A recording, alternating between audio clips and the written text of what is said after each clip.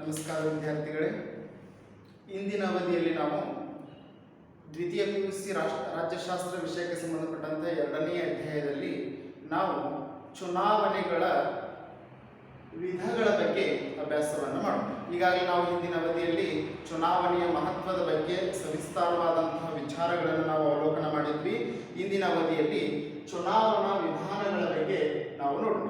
ಮುಖ್ಯವಾಗಿ ಚುನಾವಣೆಯಲ್ಲಿ 2 ವಿಧಗಳು ಬರ್ತವೆ. In the elections we see 2 methods of elections. One is a direct election, another one is indirect election. ಒಂದು ಪ್ರತ್ಯಕ್ಷ ಚುನಾವಣೆ, ಮತ್ತೊಂದು ಪರೋಕ್ಷ ಚುನಾವಣೆ. ಪ್ರತ್ಯಕ್ಷ ಚುನಾವಣೆಗೆ ನೇರ ಚುನಾವಣೆ ಅಂತಲೂ ಕೂಡ ಕರೀತಾರೆ. ಇಲ್ಲೇ ಪ್ರತ್ಯಕ್ಷ ಚುನಾವಣೆ ಎಂದರೇನು ಅನ್ನುವಂಥ ವಿಚಾರವನ್ನು ನಾವು ಅವಲೋಕನ ಮಾಡೋದಾದ್ರೆ, ಪ್ರತ್ಯಕ್ಷ ಚುನಾವಣೆ ಅಂತಂದ್ರೆ ದೇಶದ ಅರ್ಹ ಮತದಾರರು ತಮ್ಮನ್ನಾಳುವಂತಹ ಪ್ರತಿನಿಧಿಗಳನ್ನ ತಾವೇ ನೇರವಾಗಿ ಮತಗಟ್ಟೆಗಳಿಗೆ ತೆರಳಿ ಗೌಪ್ಯ ಮತದಾನದ ಮೂಲಕ ಆಯ್ಕೆ ಮಾಡುವ ಪ್ರಕ್ರಿಯೆಯನ್ನ ನಾವು ಪ್ರತ್ಯಕ್ಷ ಚುನಾವಣೆ ಅಂತೇಳಿ ಕರಿತೀವಿ. ಪ್ರತ್ಯಕ್ಷ ಚುನಾವಣೆಯಲ್ಲಿ ಪ್ರಜೆಗಳ ಮತ್ತು ಪ್ರತಿನಿಧಿಗಳ ಮಧ್ಯದಲ್ಲಿ ಯಾವುದೇ ರೀತಿಯ ಸಂಪರ್ಕ ಕೊಂಡಿರುವುದಿಲ್ಲ. ಪ್ರಜೆಗಳ ಮತ್ತು ಪ್ರತಿನಿಧಿಗಳ ಮಧ್ಯದಲ್ಲಿ ಯಾವುದೇ ರೀತಿಯ ಮಧ್ಯವರ್ತಿಗಳು ಇರೋದಿಲ್ಲ, ಮೀಡಿಯೇಟರ್ಸ್ ಇರೋದಿಲ್ಲ. ಯಾಕಂದ್ರೆ ತಮ್ಮನ್ನಾಳುವಂಥ ಪ್ರತಿನಿಧಿಗಳನ್ನ ತಾವೇ ನೇರವಾಗಿ ಆಯ್ಕೆ ಮಾಡುವಂಥ ಒಂದು ವ್ಯವಸ್ಥೆ ಪ್ರತ್ಯಕ್ಷ ಚುನಾವಣೆ ಅಥವಾ ನೇರ ಚುನಾವಣೆಯಲ್ಲಿ ಇದೆ. ಹೀಗಾಗಿ ಪ್ರತ್ಯಕ್ಷ ಚುನಾವಣೆ ಅಂತಂದ್ರೆ ದೇಶದ ಅರ್ಹ ಮತದಾರರು ತಮ್ಮನ್ನಾಳುವಂಥ ಪ್ರತಿನಿಧಿಗಳನ್ನ ತಾವೇ ನೇರವಾಗಿ ಚುನಾವಣೆಯ ಮೂಲಕ ಆಯ್ಕೆ ಮಾಡುವ ಪ್ರಕ್ರಿಯೆಯನ್ನ ಪ್ರತ್ಯಕ್ಷ ಚುನಾವಣೆ ಅಂತೇಳಿ ಕರೀತೀವಿ. Direct election means all the eligible voters of the nation directly elect their representatives through secret ballot without any intermediators. ಯಾವುದೇ ರೀತಿ ಮಧ್ಯವರ್ತಿಗಳ ಪ್ರಭಾವವಿಲ್ಲದೆ ತಮ್ಮನ್ನಾಳುವಂತಹ ಪ್ರತಿನಿಧಿಗಳನ್ನು ಆಯ್ಕೆ ಮಾಡುವಂಥ ಒಂದು ಚುನಾವಣೆಯನ್ನ ನಾವು ಪ್ರತ್ಯಕ್ಷ ಚುನಾವಣೆ ಅಂತೇಳಿ ಕರಿತೀವಿ. ನಂತರ ಇನ್ನೊಂದು ಪರೋಕ್ಷ ಚುನಾವಣೆ, ಇದಕ್ಕೆ ನಾವು ಇಂಡೈರೆಕ್ಟ್ ಎಲೆಕ್ಷನ್ ಅಂತೇಳಿ ಕರಿತೀವಿ. ಪರೋಕ್ಷ ಚುನಾವಣೆ ಅಂತಂದ್ರೆ ಇಲ್ಲೇ ಮುಖ್ಯವಾಗಿ ಒಂದು ರಾಷ್ಟ್ರದ ಚುನಾವಣಾ ವ್ಯವಸ್ಥೆಯಲ್ಲಿ ಮತದಾರರು ನೇರವಾಗಿ ಮತದಾನದಲ್ಲಿ ಪಾಲ್ಗೊಳ್ಳದೆ ಪ್ರಜೆಗಳಿಂದ ಆಯ್ಕೆಯಾದಂತಹ ಪ್ರತಿನಿಧಿಗಳು ರಾಷ್ಟ್ರದ ಮುಖ್ಯಸ್ಥರನ್ನ ಆಯ್ಕೆ ಮಾಡುವಂತಹ ಚುನಾವಣೆಯನ್ನ ಪರೋಕ್ಷ ಚುನಾವಣೆ ಅಂತೇಳಿ ಕರಿತೀವಿ. ಯಾಕಂದ್ರೆ ಈ ಪರೋಕ್ಷ ಚುನಾವಣೆಯಲ್ಲಿ ಪ್ರಜೆಗಳು ನೇರವಾಗಿ ಚುನಾವಣಾ ಪ್ರಕ್ರಿಯೆಯಲ್ಲಿ ಭಾಗವಹಿಸೋದಿಲ್ಲ. ಯಾಕಂದ್ರೆ ಇಲ್ಲಿ ವೋಟ್ ಹಾಕೋರು ಯಾರು ಅಂತಂದ್ರೆ ರೀಪ್ರೆಸೆಂಟೇಟಿವ್ಸ್, ಅಂದ್ರೆ ಪ್ರತಿನಿಧಿಗಳು, ಪ್ರಜೆಗಳಿಂದ ಆಲ್ರೆಡಿ ಎಲೆಕ್ಟ್ ಆದಂತಹ ಪ್ರತಿನಿಧಿಗಳು ರಾಷ್ಟ್ರದ ಮುಖ್ಯಸ್ಥರನ್ನ ಆಯ್ಕೆ ಮಾಡುವಂತ ಒಂದು ಚುನಾವಣೆಯನ್ನ ನಾವು ಪರೋಕ್ಷ ಚುನಾವಣೆ ಅಂತೇಳಿ ಕರಿತೀವಿ. ಹೌದಾ? ಪರೋಕ್ಷ ಅಂದ್ರೆ ಹೆಸರೇ ಸೂಚಿಸುವ ಹಾಗೆ ಡೈರೆಕ್ಟ್ ಆಗಿ ಪೀಪಲ್ಸ್ ಪಾರ್ಟಿಸಿಪೇಟ್ ಮಾಡದೆ ಇಂಡೈರೆಕ್ಟ್ ಆಗಿ ಥ್ರೂ ದ ರೀಪ್ರೆಸೆಂಟೇಟಿವ್ಸ್ ಮುಖಾಂತರವಾಗಿ ಇಲ್ಲಿ ಚುನಾವಣಾ ವ್ಯವಸ್ಥೆ ಇರುವುದರಿಂದ ಇದನ್ನು ನಾವು ಪರೋಕ್ಷ ಚುನಾವಣೆ ಅಂತೇಳಿ ಕರಿತೀವಿ. ಹೌದಾ? ಇಲ್ಲಿ ಒಂದು ರಾಷ್ಟ್ರದ ಚುನಾವಣಾ ವ್ಯವಸ್ಥೆಯಲ್ಲಿ ಮತದಾರರು ನೇರವಾಗಿ ಮತದಾನದಲ್ಲಿ ಪಾಲ್ಗೊಳ್ಳದೆ ಅಂದ್ರೆ ಪ್ರಜೆಗಳಿಂದ ಆಯ್ಕೆಯಾದಂತಹ ಪ್ರತಿನಿಧಿಗಳು ರಾಷ್ಟ್ರದ ಮುಖ್ಯಸ್ಥರನ್ನು ಆಯ್ಕೆ ಮಾಡುವಂತಹ ಚುನಾವಣೆಯನ್ನ ಪರೋಕ್ಷ ಚುನಾವಣೆ ಅಂತೇಳಿ ನಾವು ಕರಿತೀವಿ. ಅಂದ್ರೆ ಪ್ರಜೆಗಳು ನೇರವಾಗಿ ಚುನಾವಣೆಯಲ್ಲಿ ಭಾಗವಹಿಸದೆ ಪ್ರಜೆಗಳಿಂದ ಆಯ್ಕೆಯಾದಂತಹ ಪ್ರತಿನಿಧಿಗಳು ರಾಷ್ಟ್ರದ ಮುಖ್ಯಸ್ಥರನ್ನ ಆಯ್ಕೆ ಮಾಡುವಂತಹ ಚುನಾವಣೆಯನ್ನ ನಾವು ಪರೋಕ್ಷ ಚುನಾವಣೆ ಅಂತೇಳಿ ಕರಿತೀವಿ. Indirect election means voters elect a group of members in the first instance from electoral college as an intermediary body to elect representatives. ಅಂದ್ರೆ ಇಲ್ಲಿ ಮುಖ್ಯವಾಗಿ ಪ್ರಜೆಗಳ ಮತ್ತು ಪ್ರತಿನಿಧಿಗಳ ಮಧ್ಯದಲ್ಲಿ, ಅಂದ್ರೆ ಪ್ರಜೆಗಳ ಮತ್ತು ಆಡಳಿತಾತ್ಮಕ ವ್ಯವಸ್ಥೆ ಮುಖ್ಯಸ್ಥರ ಮಧ್ಯದಲ್ಲಿ ಮೀಡಿಯೇಟರ್ಸ್ ಬರ್ತಾರೆ. ಮೀಡಿಯೇಟರ್ಸ್ ಅಂದ್ರೆ ಯಾರು ಅಂತಂದ್ರೆ ರೀಪ್ರೆಸೆಂಟೇಟಿವ್ಸ್, ಅಂದ್ರೆ ಪ್ರತಿನಿಧಿಗಳು ಪ್ರಜೆಗಳ ಪರವಾಗಿ ರಾಷ್ಟ್ರದ ಮುಖ್ಯಸ್ಥರನ್ನು ಆಯ್ಕೆ ಮಾಡುವಂತ ಒಂದು ವ್ಯವಸ್ಥೆ ಇಂಡೈರೆಕ್ಟ್ ಎಲೆಕ್ಷನ್ ಅಲ್ಲಿ ಇದೆ ಅನ್ನುವಂಥ ವಿಚಾರವನ್ನ ನಾವು ಕಾಣ್ತೀವಿ. ಹಾಗಾದ್ರೆ ಯಾವ ಚುನಾವಣೆಯನ್ನು ನಾವು ಪ್ರತ್ಯಕ್ಷ ಚುನಾವಣೆ ಅಂತ ಕರಿತೀವಿ ಅಂತಂದ್ರೆ, ಉದಾಹರಣೆಗೆ ನಮ್ಮ ಭಾರತ ದೇಶದ ಸಂಸತ್ತಿನ ಕೆಳ ಸದನವಾದ ಲೋಕಸಭೆಗೆ ನಡೆಯುವಂಥ ಚುನಾವಣೆಯನ್ನ ನಾವು ಪ್ರತ್ಯಕ್ಷ ಚುನಾವಣೆ ಅಂತೇಳಿ ಕರಿತೀವಿ. ಜೊತೆಗೆ ನಮ್ಮ ರಾಜ್ಯದಲ್ಲಿರುವಂತಹ ರಾಜ್ಯ ಶಾಸನ ಸಭೆಯ ಕೆಳ ಸದನವಾದ ವಿಧಾನಸಭಾ ಚುನಾವಣೆಯನ್ನ ನಾವು ಪ್ರತ್ಯಕ್ಷ ಚುನಾವಣೆ ಅಂತೇಳಿ ಕರಿತೀವಿ. ಯಾಕಂದ್ರೆ ಇಲ್ಲಿ MLAಗಳನ್ನ ಮತ್ತು MP ಗಳನ್ನ ದೇಶದ ಅರ್ಹ ಮತದಾರರು ನೇರವಾಗಿ ಮತ ಚಲಾವಣೆ ಮಾಡುವುದರ ಮುಖಾಂತರವಾಗಿ ಆಯ್ಕೆ ಮಾಡುವಂತ ಒಂದು ವ್ಯವಸ್ಥೆ ಇದೆ, ಹೌದಾ? ಹೀಗಾಗಿ ನಮ್ಮ ಭಾರತ ದೇಶದ ಸಂಸತ್ತಿನ ಕೆಳ ಸದನವಾದ ಲೋಕಸಭಾ ಚುನಾವಣೆ ಆಗಿರ್ಬೋದು, ರಾಜ್ಯ ವಿಧಾನಸಭಾ ಚುನಾವಣೆ ಆಗಿರ್ಬೋದು, ಜೊತೆಗೆ ಸ್ಥಳೀಯ ಸಂಸ್ಥೆಗಳ ಚುನಾವಣೆ ಆಗಿರ್ಬೋದು. ಯಾಕಂದ್ರೆ ಸ್ಥಳೀಯ ಸಂಸ್ಥೆಗಳಿಗೂ ಕೂಡ ಜನರು ನೇರವಾಗಿ ಚುನಾವಣೆ ಮೂಲಕ ಆಯ್ಕೆ ಮಾಡಿ ಪ್ರತಿನಿಧಿಗಳನ್ನ ಕಳಿಸುವಂತ ಒಂದು ವ್ಯವಸ್ಥೆ ಅದ. ಇದಷ್ಟೇ ಅಲ್ಲದೆ ಇಲ್ಲಿ ಅಮೇರಿಕಾ ಉದಾಹರಣೆಯನ್ನು ಕೊಡೋದಾದ್ರೆ ಅಮೇರಿಕಾ ಸಂಸತ್ತಿನ ಕೆಳ ಸದನ ಅಂದ್ರೆ ಅಮೇರಿಕಾದ ಸಂಸತ್ತನ್ನ ಕಾಂಗ್ರೆಸ್ ಅಂತೇಳಿ ಕರೀತಾರೆ, ಹೌದಾ? ಈಗ ನಾವು ಕೇಂದ್ರ ಶಾಸಕಾಂಗವನ್ನ ಹೇಗೆ ಪಾರ್ಲಿಮೆಂಟ್ ಅಥವಾ ಕೇಂದ್ರ ಸಂಸತ್ತು ಅಂತೇಳಿ ಕರಿತೀವಲ್ಲ, ಅದೇ ರೀತಿಯಾಗಿ ಅಮೇರಿಕಾದಲ್ಲಿ ಕೇಂದ್ರ ಶಾಸಕಾಂಗವನ್ನ ಕಾಂಗ್ರೆಸ್ ಅಂತೇಳಿ ಕರೀತಾರೆ, ಹೌದಾ?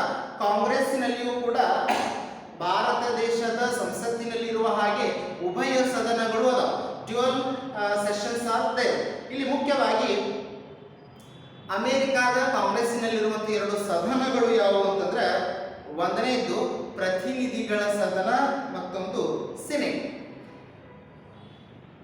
ಅಂದ್ರೆ house of representatives and another one is senate. ಇಲ್ಲಿ ಸಿನೆಟ್ ಅನ್ನ ಅಪ್ಪರ್ ಹೌಸ್ ಅಂತೇಳಿ ಕನ್ಸಿಡರ್ ಮಾಡಿದ್ರೆ ಹೌಸ್ ಆಫ್ ರಿಪ್ರೆಸೆಂಟೇಟಿವ್ ಅನ್ನ ಲೋವರ್ ಹೌಸ್ ಅಂತೇಳಿ ಕನ್ಸಿಡರ್ ಮಾಡುವಂತ ಒಂದು ವ್ಯವಸ್ಥೆ ಐತಿ. ಹೀಗಾಗಿ ಅಮೇರಿಕಾದ ಕಾಂಗ್ರೆಸ್ಸಿನ ಕೆಳ ಸದನವಾದಂತಹ ಪ್ರತಿನಿಧಿಗಳ ಸಭೆಗೆ ನಡೆಯುವಂತ ಚುನಾವಣೆ ಯಾವ ಚುನಾವಣೆ? ಪ್ರತ್ಯಕ್ಷ ಚುನಾವಣೆ ಅಥವಾ ನೇರ ಚುನಾವಣೆ ಅನ್ನುವಂಥ ವಿಚಾರವನ್ನು ನಾವು ಕಾಣ್ತೀವಿ. ಅದೇ ರೀತಿ ಬ್ರಿಟನ್ನಿನಲ್ಲಿಯೂ ಕೂಡ ಕೇಂದ್ರ ಶಾಸಕಾಂಗವನ್ನ ಸಂಸತ್ತು ಅಂತೇಳಿ ಕರೀತಾರೆ. ಹೇಗೆ ನಮ್ಮ ಭಾರತ ದೇಶದಲ್ಲಿ ಸಂಸತ್ತು ಅಂತೇಳಿ ಕರೀತಾರಲ್ಲ, ಅದೇ ರೀತಿ ಬ್ರಿಟನ್ನಲ್ಲಿಯೂ ಕೂಡ ಸಂಸತ್ತು ಅಂತೇಳಿ ಕರೀತಾರೆ. ಆ ಸಂಸತ್ತಿನಲ್ಲಿಯೂ ಕೂಡ ಎರಡು ಸದನಗಳು ಅದ.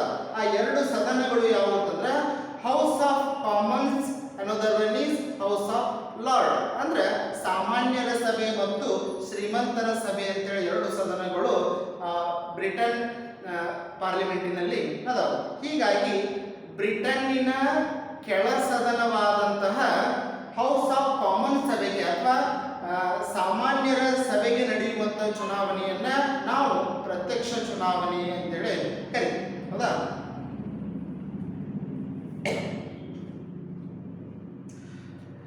ಡೈರೆಕ್ಟ್ ಎಲೆಕ್ಷನ್, ಫಾರ್ ಎಕ್ಸಾಂಪಲ್ ಅದ ಲೋಕಸಭಾ ಇದನ್ನ ನಾವು ಹೌಸ್ ಆಫ್ ಪೀಪಲ್ಸ್ ಅಥವಾ ಜನಪ್ರಿಯ ಸದನ ಅಂತಲೂ ಕೂಡ ನಾವು ಕರಿತೀವಿ. ಲೋಕಸಭಾ ಎಲೆಕ್ಷನ್ ಅಂಡ್ ವಿಧಾನಸಭಾ election, state legislative assembly election. ಜೊತೆಗೆ ಇಲ್ಲಿ house of Commons in UK and House of Representatives in the USA. These are examples of the direct elections. ಅರ್ಥ ಆಯ್ತಲ್ಲ? ಪ್ರತ್ಯಕ್ಷ ಚುನಾವಣೆ ಮತ್ತು ಪರೋಕ್ಷ ಚುನಾವಣೆ. ಹೀಗಾಗಿ ನಾವು ಮೊದಲು ಪ್ರತ್ಯಕ್ಷ ಚುನಾವಣೆಯ ಕೆಲವು ಫೀಚರ್ಸ್ ಅದಾವ, ಪ್ರತ್ಯಕ್ಷ ಚುನಾವಣೆಯ ಲಕ್ಷಣಗಳು ಅದಾವು. ಆ ಪ್ರತ್ಯಕ್ಷ ಚುನಾವಣೆಯ ಲಕ್ಷಣಗಳ ಬಗ್ಗೆ ನಾವು ಅವಲೋಕನವನ್ನ ಮಾಡೋಣ. ಇಲ್ಲಿ ಮುಖ್ಯವಾಗಿ ಪ್ರತ್ಯಕ್ಷ ಚುನಾವಣೆ ಅಂತಂದ್ರೆ ಪ್ರಜೆಗಳು ತಮ್ಮನ್ನಾಳುವಂತ ಪ್ರತಿನಿಧಿಗಳನ್ನ ತಾವೇ ನೇರವಾಗಿ ಆಯ್ಕೆ ಮಾಡುವಂತ ಒಂದು ವ್ಯವಸ್ಥೆ ಇರ್ತೈತಿ. ಇಲ್ಲಿ ಯಾವುದೇ ರೀತಿ ಮಧ್ಯವರ್ತಿಗಳು ಇರೋದಿಲ್ಲ, ಹೌದಾ? ಹೀಗಾಗಿ ಪ್ರತ್ಯಕ್ಷ ಚುನಾವಣೆಯ ಪ್ರಮುಖ ಲಕ್ಷಣ ಯಾವುದು ಅಂತಂದ್ರೆ ಇದು ಹೆಚ್ಚು ಪ್ರಜಾಸತ್ತಾತ್ಮಕವಾಗಿದೆ. ಪ್ರಜಾಸತ್ತಾತ್ಮಕ ಅಂತಂದ್ರೆ ಪ್ರಜೆಗಳು ಹೆಚ್ಚು ಪಾರ್ಟಿಸಿಪೇಟ್ ಮಾಡುವಂತ ಒಂದು ಸಿಸ್ಟಮ್. ಹೀಗಾಗಿ ಪ್ರತ್ಯಕ್ಷ ಚುನಾವಣೆಯಲ್ಲಿ ಪ್ರಜೆಗಳು ನೇರವಾಗಿ ಚುನಾವಣೆಯಲ್ಲಿ ಭಾಗವಹಿಸುವ ಕಾರಣಕ್ಕಾಗಿ ಇದು ಹೆಚ್ಚು ಪ್ರಜಾಸತ್ತಾತ್ಮಕವಾದ ಚುನಾವಣೆ ಅಂತ ನಾವು ಸ್ಪಷ್ಟವಾಗಿ ಹೇಳಬಹುದು.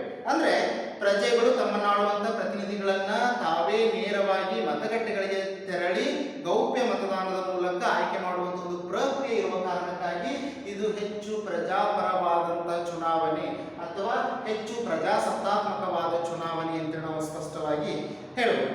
ಹೀಗಾಗಿ ಸಂವಿಧಾನಾತ್ಮಕವಾಗಿ ಇರುವಂತಹ ಪ್ರಜೆಗಳಿಗೆ ಇರುವಂತಹ ಮತದಾನದ ಹಕ್ಕಿನ ಮುಖಾಂತರವಾಗಿ ಪ್ರತಿನಿಧಿಗಳನ್ನು ಆಯ್ಕೆ ಮಾಡಲು ಪ್ರಜೆಗಳಿಗೆ ವಿಸ್ತಾರವಾದಂತಹ ಅವಕಾಶ ಈ ಚುನಾವಣೆಯಲ್ಲಿ ಇರ್ತೈತಿ.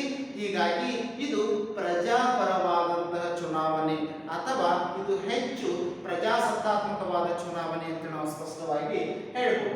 The direct election is a more democratic election ಅಂತ ನಾವು ಸ್ಪಷ್ಟವಾಗಿ ಹೇಳ್ಬೋದು. Eligible voters have wider choice to elect their representatives directly. ಅಂದ್ರೆ ಪ್ರಜೆಗಳಿಗೆ ಆಯ್ಕೆಯ ಸ್ವಾತಂತ್ರ್ಯ ಇರುತ್ತದೆ, ಪ್ರತಿನಿಧಿಗಳನ್ನು ಆಯ್ಕೆ ಮಾಡುವಂತಹ ವಿಸ್ತಾರವಾದಂತಹ ಸ್ವಾತಂತ್ರ್ಯವಿರುತ್ತದೆ ಅನ್ನುವಂಥ ವಿಚಾರವನ್ನು ನಾವು ಕಾಣ್ತೇವೆ.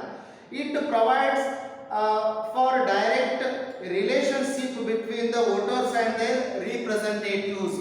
ಅಂದ್ರೆ ವೋಟರ್ಸ್ ಮಧ್ಯೆ ಮತ್ತು ರಿಪ್ರೆಸೆಂಟೇಟಿವ್ಸ್ ಮಧ್ಯೆ ಕ್ಲೋಸ್ ರಿಲೇಶನ್ಶಿಪ್ ಇರುತ್ತದೆ ಅನ್ನುವಂಥ ಸಂಗತಿಯನ್ನು ನಾವು ಕಾಣ್ತಾ ಇದ್ದೀವಿ. ಹೀಗಾಗಿ ಈ ಚುನಾವಣೆಯನ್ನ ನಾವು ಹೆಚ್ಚು ಪ್ರಜಾಸತ್ತಾತ್ಮಕವಾದ ಚುನಾವಣೆ ಅಂತೇಳಿ ಪರಿಗಣಿಸ್ತೀವಿ. ಹೀಗಾಗಿ ಒಂದನೆಯ ಪ್ರಮುಖವಾದಂಥ ಲಕ್ಷಣ ಯಾವುದು ಅಂತಂದ್ರೆ ಪ್ರತ್ಯಕ್ಷ ಚುನಾವಣೆಯು ಹೆಚ್ಚು ಪ್ರಜಾಸತ್ತಾತ್ಮಕವಾದ ಚುನಾವಣೆಯಾಗಿದೆ ಅನ್ನುವಂಥ ಸಂಗತಿಯನ್ನು ನಾವು ಕಾಣ್ತೇವೆ. ನಂತರ ಎರಡನೇ, ಜನಪ್ರತಿನಿಧಿಗಳ ಮೇಲೆ ನಿಯಂತ್ರಣವನ್ನ ಸಾಧಿಸುವ ವ್ಯವಸ್ಥೆ ಪ್ರತ್ಯಕ್ಷ ಚುನಾವಣೆಯಲ್ಲಿದೆ ಅನ್ನುವಂಥ ಸಂಗತಿಯನ್ನ ನಾವು ಕಾಣ್ತೇವೆ. ಅಂದ್ರೆ ಒಮ್ಮೆ ಜನರಿಂದ ಆಯ್ಕೆಯಾದಂಥ ಜನಪ್ರತಿನಿಧಿಯು ಯಾವಾಗಲೂ ಕೂಡ ತನ್ನ ಕ್ಷೇತ್ರದ ಬಗ್ಗೆ, ಕ್ಷೇತ್ರದ ಸಮಸ್ಯೆಗಳ ಬಗ್ಗೆ ಸದಾ ಗಮನ ಹರಿಸುವಂಥ ವ್ಯಕ್ತಿತ್ವವನ್ನು ಹೊಂದಿರಬೇಕು. ಅಂದಾಗ ಮಾತ್ರ ಮುಂದಿನ ಚುನಾವಣೆಯಲ್ಲಿ ಜನರು ಆ ಅಭ್ಯರ್ಥಿಯನ್ನ ಎಲೆಕ್ಟ್ ಮಾಡುವಂಥ, ಮರು ಆಯ್ಕೆ ಮಾಡುವಂಥ ಪಾಸಿಬಿಲಿಟೀಸ್ ಇರ್ತಾವೆ. ಹೀಗಾಗಿ ಒಮ್ಮೆ ಆಯ್ಕೆಯಾದಂಥ ಪ್ರತಿನಿಧಿಯು ಪ್ರಜೆಗಳ ಸಮಸ್ಯೆಗಳನ್ನ ನಿರ್ಲಕ್ಷ್ಯ ಮಾಡಿದ ಅಂತಂದ್ರೆ, ತನ್ನ ಕ್ಷೇತ್ರದ ಬಗ್ಗೆ ತಲೆ ಹಾಕದೇ ಇದ್ದಂಥ ಸಂದರ್ಭದಲ್ಲಿ ಅವನಿಗೆ ಭಯ ಹುಟ್ಟುತ್ತೆ. ಏನು ಅಂತಂದ್ರೆ, ನನ್ನ ಕ್ಷೇತ್ರದಲ್ಲಿ ನಾನು ಜಾಸ್ತಿ ಕೆಲಸ ಮಾಡಿಲ್ಲ, ನನ್ನ ಕ್ಷೇತ್ರದ ಜನರ ಸಮಸ್ಯೆಗಳಿಗೆ ನಾನು ಸೂಕ್ತ ರೀತಿಯಿಂದ ಸ್ಪಂದಿಸಿಲ್ಲ, ಹೀಗಾಗಿ ಜನರು ನೆಕ್ಸ್ಟ್ ಇಲೆಕ್ಷನ್ ಅಲ್ಲಿ ನನ್ನನ್ನ ಸೋಲಿಸುವುದು ಗ್ಯಾರಂಟಿ.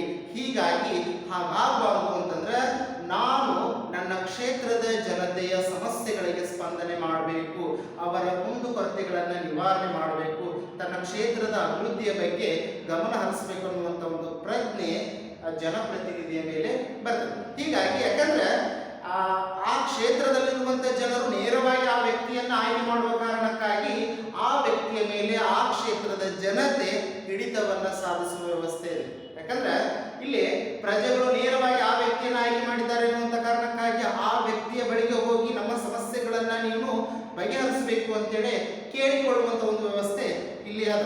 ಹೀಗಾಗಿ ಇದು ಜನಪ್ರತಿನಿಧಿಗಳ ಮೇಲೆ ನಿಯಂತ್ರಣವನ್ನು ಸಾಧಿಸುವಂತ ಒಂದು ಚುನಾವಣೆ ಅನ್ನುವಂಥ ಸಂಗತಿಯನ್ನು ನಾವು ಕಾಣ್ತೇವೆ. ಯಾಕಂದ್ರೆ ಇಲ್ಲಿ ಪ್ರಜೆಗಳ ಮತ್ತು ಪ್ರತಿನಿಧಿಗಳ ಮಧ್ಯದಲ್ಲಿ ಯಾವುದೇ ರೀತಿ ಮಧ್ಯವರ್ತಿಗಳು ಇರೋದಿಲ್ಲ.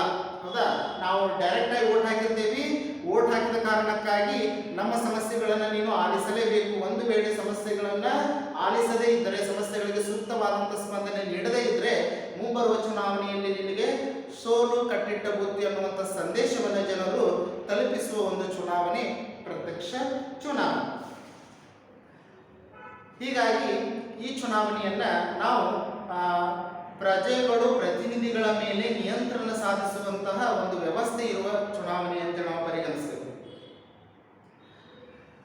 Since there is a direct relationship between voters and the representatives, they are responsive to the needs and aspiration of the people. If they do not effectively respond to the needs of the peoples, they are show the way out in the next election. ಯಾಕಂದ್ರೆ ಮುಂಬರುವ ಚುನಾವಣೆಯಲ್ಲಿ ಪ್ರತಿನಿಧಿಗಳನ್ನು ಸೋಲಿಸುವ ಕಾರ್ಯವನ್ನ ಆ ಕ್ಷೇತ್ರದ ಜನತೆ ಮಾಡ್ತಾರೆ. ಹೀಗಾಗಿ ಪ್ರತ್ಯಕ್ಷ ಚುನಾವಣೆ ಅಂತಂದ್ರೆ ಮುಖ್ಯವಾಗಿ ತಮ್ಮನ್ನಾಳುವಂತ ಪ್ರತಿನಿಧಿಗಳ ಮೇಲೆ ಕಂಟ್ರೋಲ್ ಮಾಡುವಂತಹ, ನಿಯಂತ್ರಣ ಸಾಧಿಸುವಂತ ಒಂದು ವ್ಯವಸ್ಥೆ ಈ ಚುನಾವಣಾ ವ್ಯವಸ್ಥೆಯಲ್ಲಿ ಇದೆ ಎನ್ನುವಂಥ ಸಂಗತಿಯನ್ನ ನಾವು ಕಾಣ್ತೇವೆ. ನಂತರ ಮೂರನೇ ಯಾವುದು ಅಂತಂದ್ರೆ ರಾಜಕೀಯ ಪರಿಜ್ಞಾನ ಮೂಡುತ್ತದೆ. The direct election creates political awareness to the people. ಯಾಕಂದ್ರೆ ಪ್ರತ್ಯಕ್ಷ ಚುನಾವಣೆ ಆದ ಕಾರಣಕ್ಕಾಗಿ ಇಲ್ಲೇ ಚುನಾವಣಾ ಪ್ರಚಾರದ ಮುಖಾಂತರವಾಗಿ ಜನರ ಸಮಸ್ಯೆಗಳನ್ನ ಜನಪ್ರತಿನಿಧಿಗಳು ಹಂತ ಹಂತವಾಗಿ ಸಂಕ್ಷಿಪ್ತವಾಗಿ ವಿವರಿಸುವಂತ ಒಂದು ವ್ಯವಸ್ಥೆ ನಿರ್ಮಾಣ ಆಗಿದೆ. ಹೌದಾ? ಚುನಾವಣೆಗಳು ಅಂತಂದ್ರೆ ಅಲ್ಲಿ ಚುನಾವಣಾ ಪ್ರಚಾರಗಳು ಸರ್ವೇ ಸಾಮಾನ್ಯ. ಆ ಚುನಾವಣಾ ಪ್ರಚಾರಗಳಲ್ಲಿ ರಾಜಕೀಯ ಪಕ್ಷಗಳು ತಮ್ಮ ಪಕ್ಷದ ತತ್ವ ಸಿದ್ಧಾಂತಗಳನ್ನ, ಪ್ರಣಾಳಿಕೆಗಳನ್ನ ಘೋಷಣೆ ಮಾಡಿ, ನಮ್ಮನ್ನು ನೀವು ಆಯ್ಕೆ ಮಾಡಿದ್ದೆ ಆದರೆ ನಿಮಗೆ ಈ ರೀತಿ ಯೋಜನೆಗಳನ್ನು ಅನುಷ್ಠಾನಕ್ಕೆ ತರುತ್ತೇವೆ, ಈ ರೀತಿ ಸವಲತ್ತುಗಳನ್ನು ನಿಮಗೆ ತಲುಪಿಸುತ್ತೇವೆ ಅನ್ನುವಂಥ ಆಶ್ವಾಸನೆಗಳನ್ನು ಕೊಡ್ತಾರೆ. ಜೊತೆಗೆ ಯಾವುದೇ ಚುನಾವಣೆಯಲ್ಲಿಯೂ ಕೂಡ ಪೊಲಿಟಿಕಲ್ ಪಾರ್ಟೀಸು ಎಕ್ಸ್ಪ್ಲೈನ್ ಮಾಡೋದು ಪ್ರಾಬ್ಲಮ್ಸ್, ಸಮಸ್ಯೆಗಳನ್ನು, ಪೊಲಿಟಿಕಲ್ ಪ್ರಾಬ್ಲಮ್ಸ್ ಆಗಿರ್ಬೋದು, ಆಮೇಲೆ ಸೋಷಿಯಲ್ ಪ್ರಾಬ್ಲಮ್ಸ್ ಆಗಿರ್ಬೋದು, ಅವುಗಳನ್ನು ಎಕ್ಸ್ಪ್ಲೇನ್ ಮಾಡುವಂಥ ಒಂದು ವ್ಯವಸ್ಥೆ ನಿರ್ಮಾಣ ಆಗಿರ್ತೈತಿ. ಜೊತೆಗೆ ಆ ಸಮಸ್ಯೆಗಳನ್ನು ಯಾವ ರೀತಿ ಬಗೆಹರಿಸುತ್ತೇವೆ ನಾವು ಅಧಿಕಾರಕ್ಕೆ ಬಂದರೆ ಅನ್ನುವಂಥ ವಿಚಾರವನ್ನು ಕೂಡ ಜನರಿಗೆ ಚುನಾವಣಾ ಪ್ರಚಾರದಲ್ಲಿ, ಎಲೆಕ್ಷನ್ ಕ್ಯಾಂಪೇನಲ್ಲಿ ಎಕ್ಸ್ಪ್ಲೇನ್ ಮಾಡುವಂಥ ಒಂದು ವ್ಯವಸ್ಥೆ ಇರ್ತದೆ. ಹೀಗಾಗಿ ಸಾಮಾನ್ಯವಾಗಿ ಜನರಿಗೆ ಪೊಲಿಟಿಕಲ್ ಅವೇರ್ನೆಸ್ ಮೂಡ್ತದೆ, ರಾಜಕೀಯ ಪ್ರಜ್ಞೆ ಅನ್ನೋದು ಮೂಡ್ತದೆ. ಅಂದರೆ ಕಾಲ ಕಾಲಕ್ಕೆ ನಡೆಯುವಂತಹ ಚುನಾವಣೆಯಲ್ಲಿ ಜನರು ಭಾಗವಹಿಸುವ ಕಾರಣಕ್ಕಾಗಿ ಅಲ್ಲೇ ಜನರಿಗೆ ಯಾವ ದಿನಾಂಕದಂದು ಎಲೆಕ್ಷನ್ ಅದ, ಹೌದಾ, ಯಾವ ದಿನಾಂಕದಂದು ಕೌಂಟಿಂಗ್ ಅದ, ರಿಸಲ್ಟ್ ಏನಾಯಿತು, ಯಾವ ಸರ್ಕಾರ ಅಧಿಕಾರಕ್ಕೆ ಬಂತು, ಯಾವ ರಾಜಕೀಯ ಪಕ್ಷ ಅಧಿಕಾರದ ಚುಕ್ಕಾಣಿಯನ್ನು ಹಿಡಿತು, ನಮ್ಮ ಕ್ಷೇತ್ರದಲ್ಲಿ ಯಾವ ಪಕ್ಷ ವಿನ್ ಆಗಿದೆ, ಎಲ್ಲ ಅಂಶಗಳ ಬಗ್ಗೆ ಜನಸಾಮಾನ್ಯರಿಗೆ ಮಾಹಿತಿ ದೊರಕುತ್ತದೆ. ಹೀಗಾಗಿ ಈ ಚುನಾವಣೆಯಲ್ಲಿ ಜನರಿಗೆ ಹೇರಳವಾದಂತಹ ರಾಜಕೀಯ ಪ್ರಜ್ಞೆ, ರಾಜಕೀಯ ಪರಿಜ್ಞಾನ ಲಭಿಸುತ್ತದೆ ಜನರಿಗೆ ಅನ್ನುವಂಥ ಸಂಗತಿಯನ್ನು ನಾವು ಕಾಣ್ತೇವೆ. In the direct election voters come in direct contact with their representatives. ಅಂದ್ರೆ ಪ್ರತ್ಯಕ್ಷ ಚುನಾವಣೆಯಲ್ಲಿ ಪ್ರತಿನಿಧಿಗಳೊಂದಿಗೆ ನೇರವಾದಂಥ ಸಂಪರ್ಕಕ್ಕೆ ಬರುತ್ತಾರೆ ಪ್ರತ್ಯಕ್ಷ ಚುನಾವಣೆಯಲ್ಲಿ. ಹೀಗಾಗಿ ವೋಟರ್ಸ್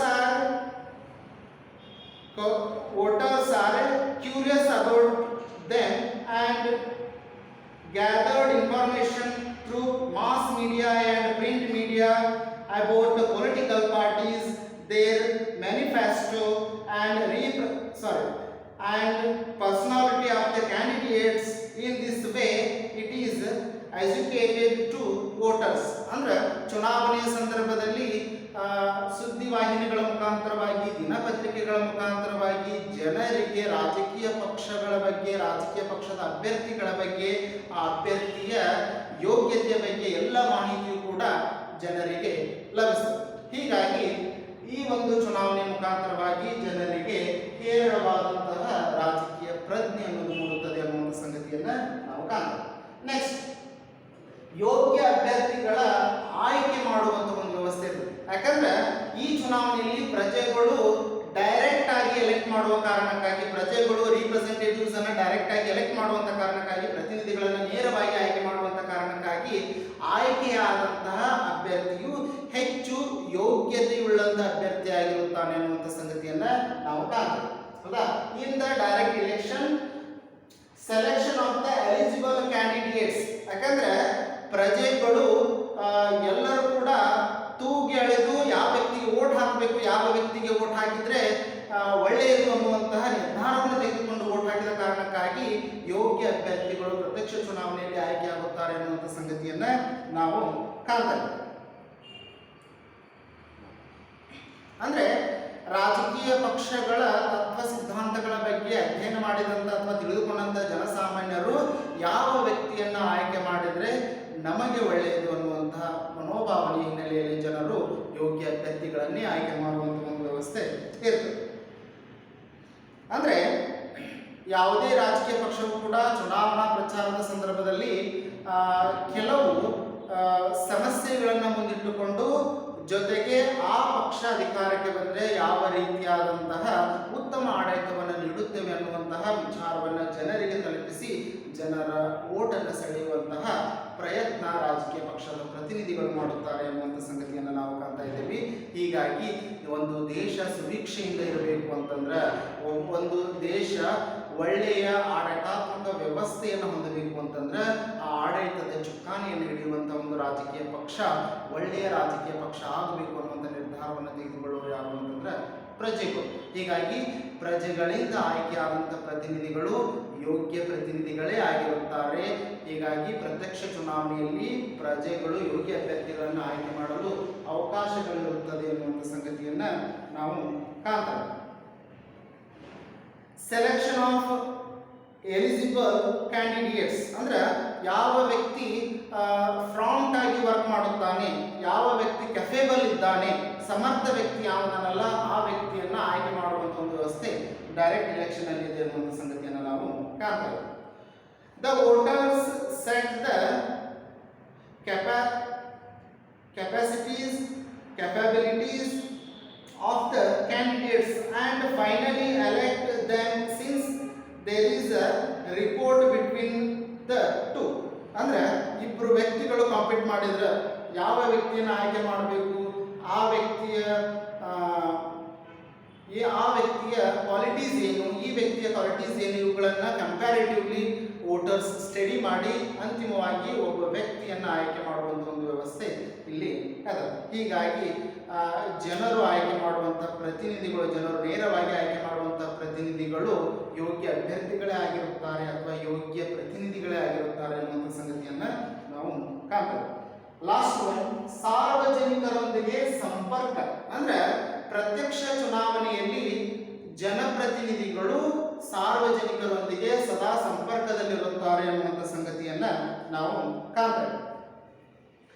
ಪ್ರತ್ಯಕ್ಷ ಚುನಾವಣೆಯಲ್ಲಿ ಪ್ರತಿನಿಧಿಗಳು ಪ್ರಜೆಗಳಿಂದ ನೇರವಾಗಿ ಆಯ್ಕೆ ಆಗಿರುವ ಕಾರಣಕ್ಕಾಗಿ ಇವರು ಪ್ರಜೆಗಳೊಂದಿಗೆ ನಿರಂತರವಾಗಿ ಸಂಪರ್ಕದಲ್ಲಿಯೇ ಇರ್ತಾರೆ. ನೋಡ್ರಿ, ಒಂದು ಕ್ಷೇತ್ರದ ಅಭ್ಯರ್ಥಿ ಅಥವಾ ಒಂದು ಕ್ಷೇತ್ರದಿಂದ ಆಯ್ಕೆ ಆದಂಥ ಒಬ್ಬ ರಾಜಕೀಯ ನಾಯಕ ಸದಾ ತನ್ನ ಕ್ಷೇತ್ರದ ಜನರೊಂದಿಗೆ ಸಂಪರ್ಕದಲ್ಲಿರುವ ವ್ಯವಸ್ಥೆಯನ್ನು ನಾವು ಕಾಣ್ತಾ ಇದ್ದೀವಿ. ಅಂದ್ರೆ ಒಬ್ಬ ಜನಪ್ರತಿನಿಧಿ ಇದ್ದ ಅಂತಂದ್ರೆ ಪ್ರಜೆಗಳು ಸಮಸ್ಯೆಗಳನ್ನ ಅವರಿಗೆ ಹೇಳಿ ಪರಿಹಾರವನ್ನು ಸೂಚಿಸಲು ಅಲ್ಲೇ ಅವರ ಮನೆ ಬಳಿಗೆ ಹೋಗುವಂತ ಒಂದು ವ್ಯವಸ್ಥೆ ಇದೆ.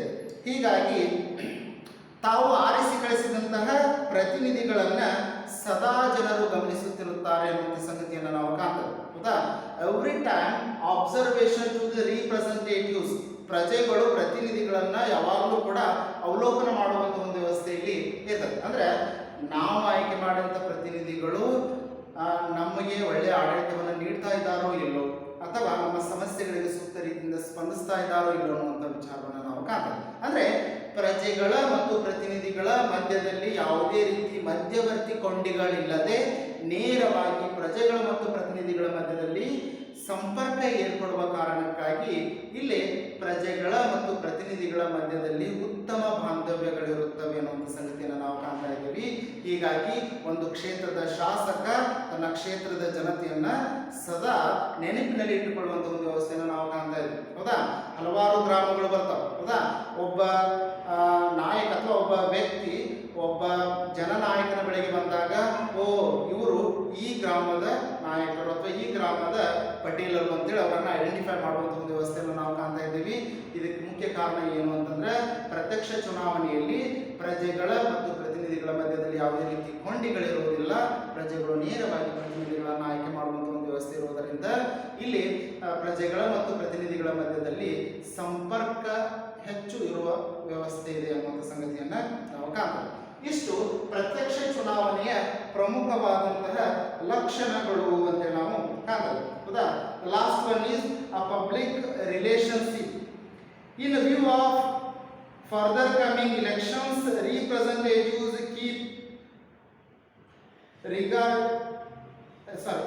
Regular contact with the constituency and people. ಅಂದ್ರೆ ಕ್ಷೇತ್ರದ ಜೊತೆಗೆ ಮತ್ತು ಕ್ಷೇತ್ರದ ಜನರ ಜೊತೆಗೆ ಒಬ್ಬ ಜನಪ್ರತಿನಿಧಿಯು ಸದಾ ಸಂಪರ್ಕದಲ್ಲಿರುತ್ತಾನೆ ಅನ್ನುವಂಥ ಸಂಗತಿಯನ್ನು ನಾವು ಕಾಣ್ತಾ ಇದ್ದೀವಿ. ಯಾಕಂದ್ರೆ ಇದು ಪ್ರತ್ಯಕ್ಷ ಚುನಾವಣೆಯಲ್ಲಿ ಮಾತ್ರ ಸಾಧ್ಯ ಅನ್ನುವಂಥ ವಿಚಾರವನ್ನು ನಾವು ಕಾಣ್ತಾ ಇದ್ದೀವಿ. ಹೀಗಾಗಿ ಇವುಗಳು ಪ್ರತ್ಯಕ್ಷ ಚುನಾವಣೆಯ ಪ್ರಮುಖ ಲಕ್ಷಣಗಳಾಗಿವೆ ಅನ್ನುವಂಥ ಸಂಗತಿಯನ್ನು ನಾವು ಕಾಣ್ತಾ ಇದ್ದೀವಿ. ಉಳಿದ ವಿಚಾರಗಳನ್ನ ಅಂದ್ರೆ ಇಂಡೈರೆಕ್ಟ್ ಎಲೆಕ್ಷನ್ಗೆ ಸಂಬಂಧ